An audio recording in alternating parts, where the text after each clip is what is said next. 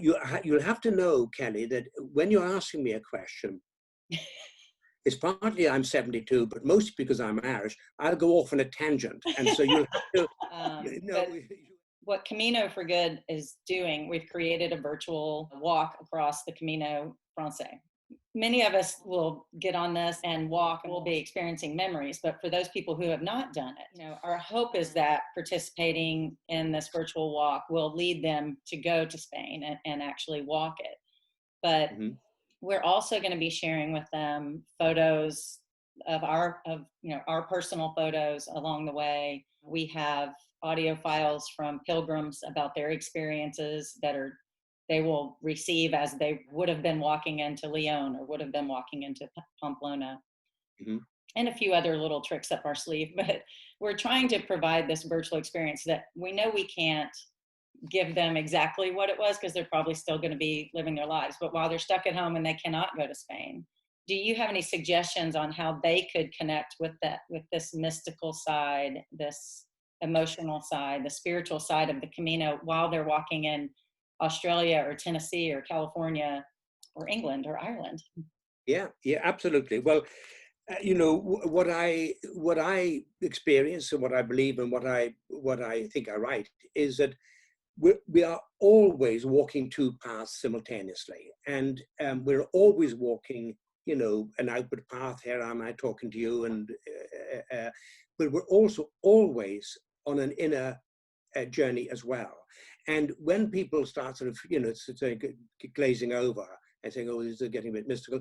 No, I mean, we all know at the moment, the sun, there's blue sky outside, it's lovely here, but I could be miserable. So we all know that there's an inner weather.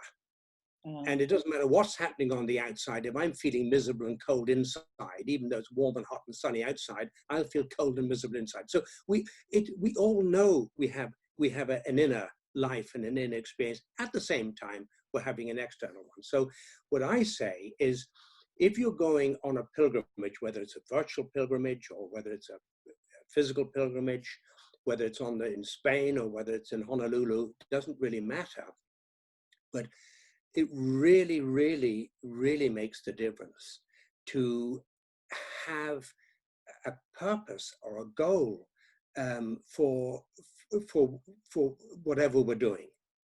If we're going to go for a weekend walk in the Catskills Mountains, go with an inner purpose. Go with a purpose to, I don't know, find what makes me angry or find what makes me more loving. It doesn't have to be positive psychology. It can be anything. Why am I always feeling, why am I down at heart? Go with a question. Go with an inner question, which is a mystical question, and have it as, there's no judgment about being deep or shallow. Whatever's going on, ask the question and find out where the answer comes from. Because, I mean, one of the amazing things, again, about the Camino, because of the time and because we're sharing things with each other, is often that we actually begin to find that we have our own inner wisdom. We actually access, if you like, well, I'll use the term, our own divine essence. We are all of us divine beings. We come from a divine source, and it doesn't matter, what religion we come from.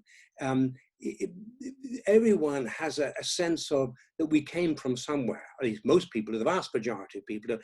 So we have that source is part of us. We're not separate from us. We've separated ourselves out, and we have this physical life here and a life that we go maybe half an hour to church on a Sunday or whatever it is that we do. But we really ask a question before you go anywhere, even start the day. Why am I here? Because pilgrimage is essentially a path of inquiry, and the inquiry, I capitalize it in the books, inquiry. The inquiry is those existential questions. Who am I? Why am I here? Where am I going? What did I come here to do? We all came with a contract, a sacred contract. We all came here for a reason.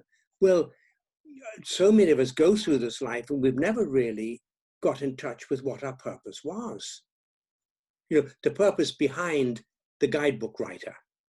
Right. What am I really here for? And who am I really behind the author of the guidebook? So